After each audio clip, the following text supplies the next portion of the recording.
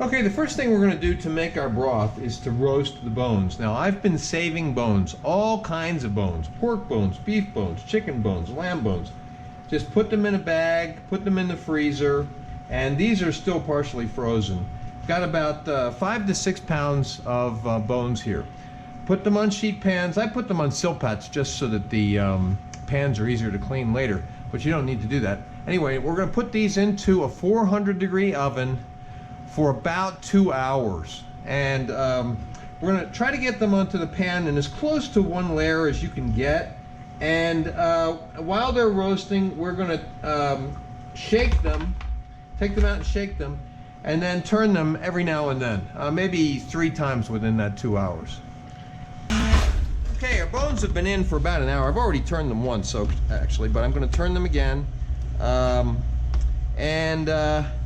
You can see they're getting a nice brown on them. These bones, by the way, some of these were raw bones and some of them were cooked bones. So, you know, if we had a steak and we cut out the bone, used the bones, I put the bones in the bone bag. Okay, so we're going to do that turning and shaking every half hour. I've already done it once. We're going to do it every half hour, and we're going to leave these in the oven for 2 hours. Okay, here's 1 pound of our bones. They've been roasting for about 2 hours. They look beautiful. Nice brown on them. Here's some chicken bones. Here's some pork chop bones. And there's a beef bone there from a tomahawk steak. There's an unidentified bone right there. Oh, I know what that was. That was from Asabuco, I think. Okay, now what we're going to do is move to the next step. All right, we have our stock pot. We're going to put the bones into the stock pot.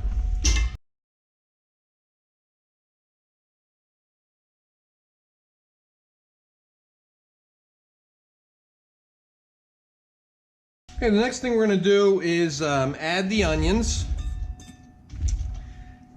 and the carrots, the celery,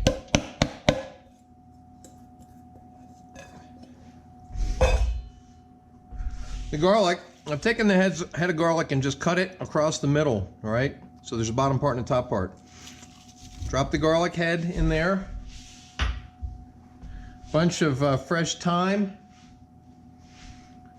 The peppercorns, black peppercorns. Some parsley and parsley stems. Bay leaves. 2 pieces of kombu. I've seen it spelled K-O-N-B-U and K-O-M-B-U. These are about probably 4 by 4 inches. Add those 2 of them. Oh, and there's some white powder on the outside of the kombu. Do not wipe it off. That's where a lot of the flavor is. Okay, and then we're going to add the bonito flakes.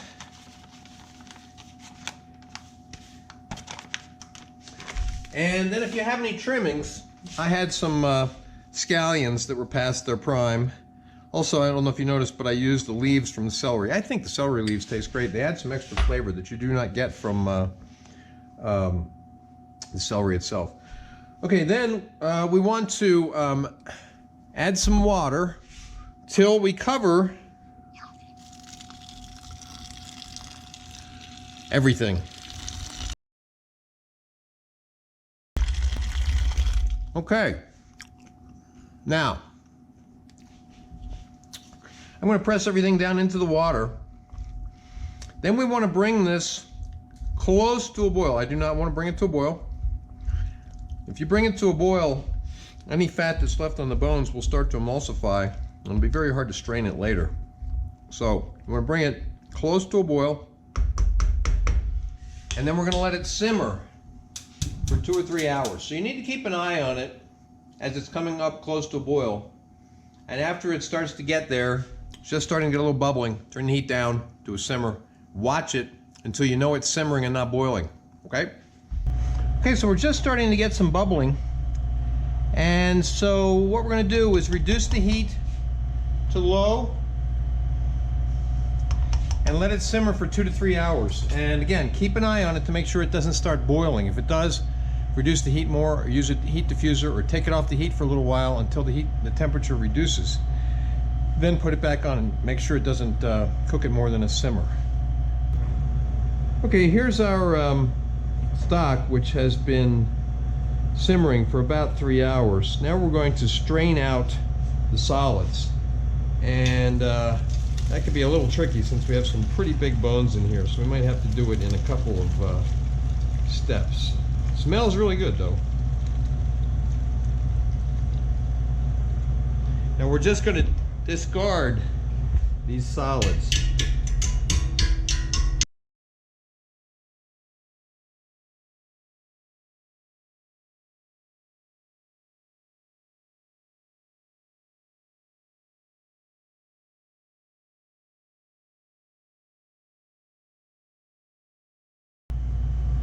Okay, next thing we're going to do is chill this overnight. We want any fat in it to solidify on the top. So I'm going to put this in the fridge. I'm going to put a lid on it, and I'm going to have the lid just a little askew so heat can escape. Okay, our stock has been chilling overnight, and we've got a nice solidified fat layer on top, which we now want to remove. And remember, if you simmered this and didn't let it come to a boil, your fat will probably be in a layer on the top, which is easily removed with a fat skimmer. If you let your stock come to a boil, you may not have a fat layer on top. Your fat may be totally emulsified in the stock itself.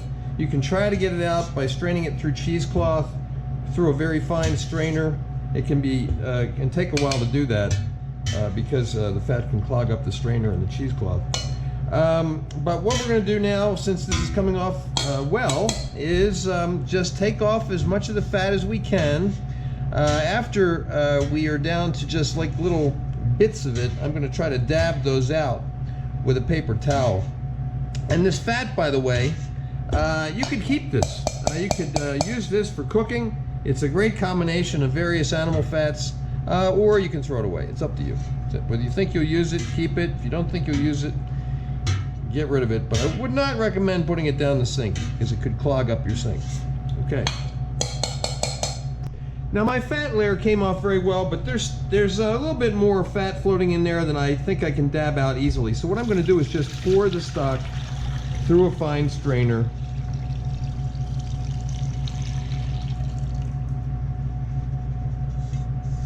And there I pulled out almost all of those fat globules that were floating in the stock. Now the next thing we're going to do is we're going to reduce the stock. Now you don't have to do this. You could use it in its undiluted form, just the way you made it. And when we get to the next step, when we're adding the shoyu and the mirin, you would use more or less to taste. But I'm going to reduce some of the stock by half. Okay, now I'm putting it on medium-high heat so I can bring it to a boil. I have 4 cups of stock in this saucepan. I'm going to reduce it by half to about 2 cups, and then I'm going to be adding the other ingredients to that. This will make for a richer broth. And so what you have to do is you have to decide how much you're going to need. All right, so I'm going to reduce this down to 2 cups. Then I'm going to be adding some other ingredients to it. That'll be enough for 2 servings of ramen with maybe some left over. And so we're going to bring this to a boil, and then we're going to reduce the heat a little bit till it has got a gentle boil to it. We're going to reduce it by half. All right, now we've reduced by half. Now we're going to add in our other ingredients, and those are primarily shoyu, or Japanese soy sauce, and mirin. And these are usually used in a proportion of 1 to 1. Okay, now for 2 cups of this reduced stock, I'm going to use 2 tablespoons of shoyu and 2 tablespoons of mirin.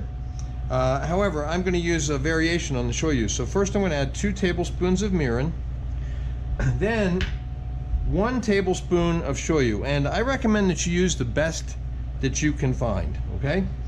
And then instead of using another tablespoon of regular shoyu, I'm going to use a half of a tablespoon of black garlic shoyu and a half a tablespoon of whiskey barrel aged shoyu.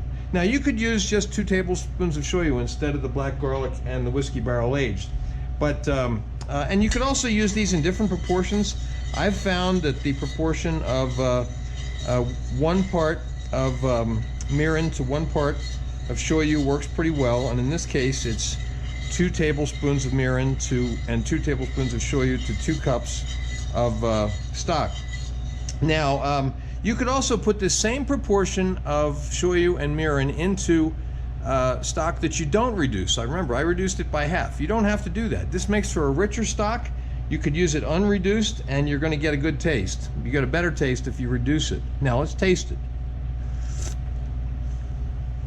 That's very good. Okay. Now you may find that you want a little bit more sweetness, in which case you could add more mirin.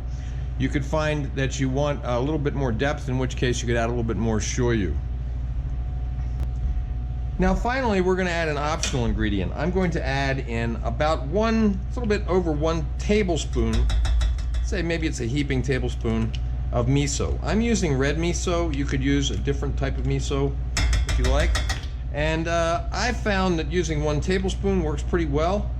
If you add more, it'll get a little bit saltier, but it'll also get more depth.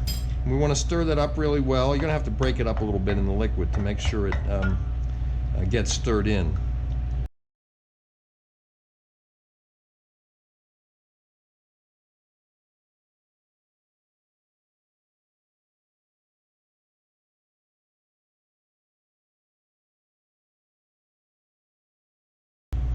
Okay, it looks like it's been stirred in, so let's taste it.